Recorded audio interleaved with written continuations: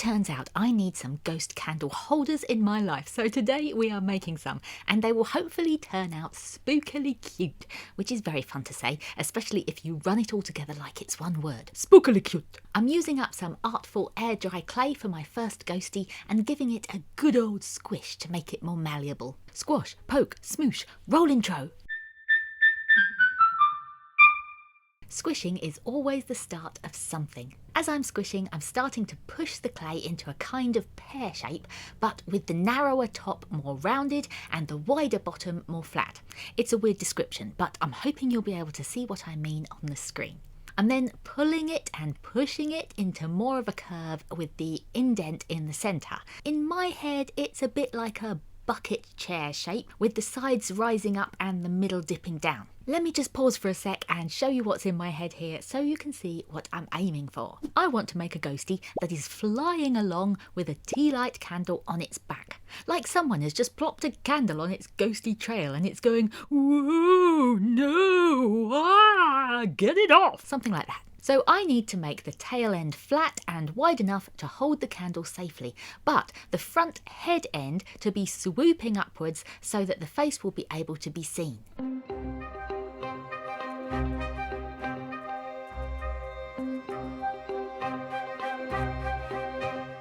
Slapping it down on the board a few times is helpful as it levels off the bottom and lets me see whether the shape at the front is holding itself upright enough. Once the basic shape is there, it's a case of smoothing and sorting out cracks, testing the sizing for the tea light, and making corrections and deciding on details.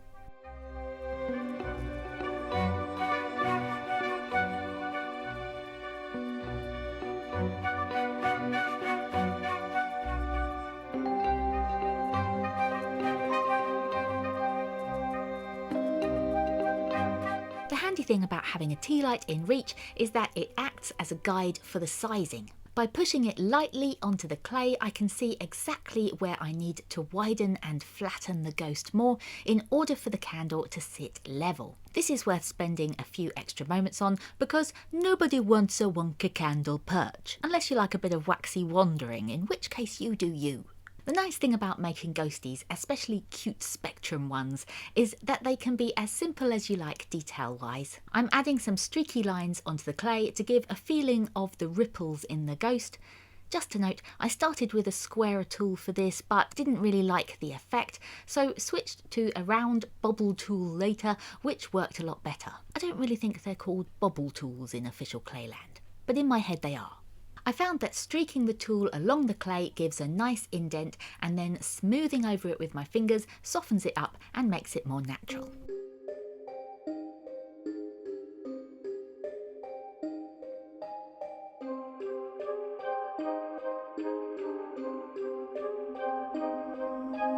Adding in eyes is always the best and most nerve-wracking bit because they bring a thing to life. The good old bobble tool strikes again and gets pushed into the clay to create deep round holes.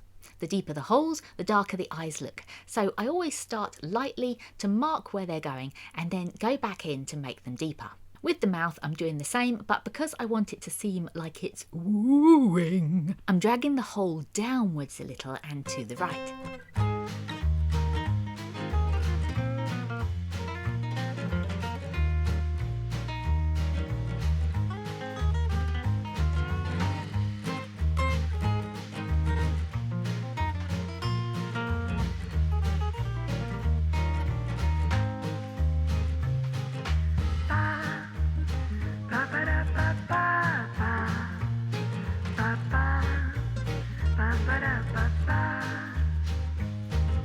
This is how it looks as I'm leaving it to dry. I was so happy with it that I really wanted to make some friends for it, but I was all out of clay, so off to the shops I had to go to grab a fresh packet.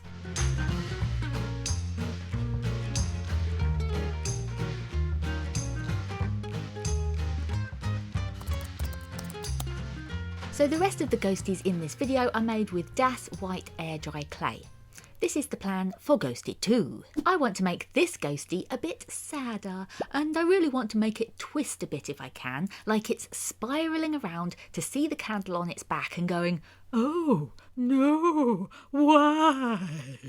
This attempt at spiraliness means the ghost has to be a bit longer body-wise, and the candle is a bit trickier to place, but it takes me a bit of time to figure this out, so please enjoy this squish montage of me doing just that.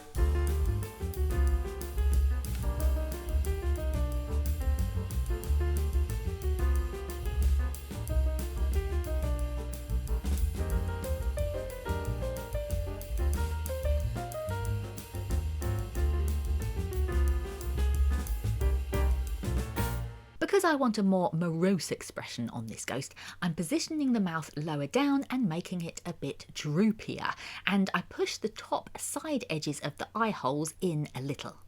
After adding a bunch of liney details like before, I set this poppet aside and moved on to my final ghostie. And can you believe it? This one is going to be happy. What? Yes, the plan here is to have one ghost that is fully facing the candle, which sits in its lap and makes its little face light up as if it's thinking, "Oh, so warm are my ghosty no bones." Oh. The shape of this one is pretty much the same as the first one, it's just that the face will be positioned on the other side, its head will be more upright, and its sides will be a bit more cocoony. So here we go, a smoosh-a-ling, a smoosh-a-ling, a smoosh-a-ling. I'm keeping the eyes bigger and rounded and the mouth slightly wider to hopefully make it happier looking.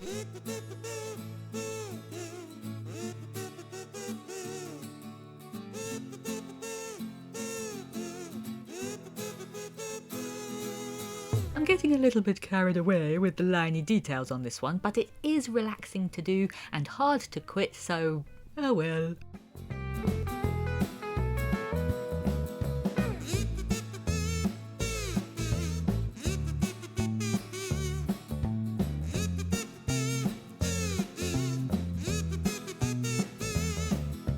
At this point, I have 3 ghosties who need to dry. Their bodies are quite thick, so they'll need a good few days to air out, and I'll need to pop by and turn them over every now and again, so all their bits get to see some sunshine. Rest up, ghosties. Via the magic of editing, we'll see you in 2 seconds. So here are the dry little beasties. They have turned a bright white colour and are ready for a little light sanding. I did this outside because of the dust and truly didn't do much because I didn't want to mess up the line details, and it was really windy and the dust kept blowing into my face, so I gave up. Onwards to the painting. They are already white, but I'm painting them white regardless because sometimes varnishing straight onto clay can dull the whiteness. So I used a bit of basic acrylic white paint and coated them all with it. Once that was dry, I was in a bit of a shiny mood, so I painted their eyes and mouths with gold paint. And finally, once that was dry, I used Deco Art Triple Thick Gloss to varnish them. And as I'm saying triple thick gloss, I've just had the Triple Dent Gum jingle from Inside Out pop into my head, and that is gonna stick. 3 little ghosties sitting in the dark. So here they are, my friends, all lit up and ready to ward off the bad owls. As a kid, I was told Halloween is when the bad owls come out, and I've always loved the idea of them. I should really draw one sometime. What spooks were you warned about as a kid? Let me know in the comments, I'm really curious. Anywho, thanks so much for being here. I hope you enjoyed this little clay fest. If you've made it this far, hey, I'd love it if you would give this video a like on the thumbs up button, as it really helps me out. And the subscribe button is close by too, should you fancy meeting me here again for some more making goodness in the future. I really hope you will. Until then, stay curious, keep making happy, and I'll see you next time.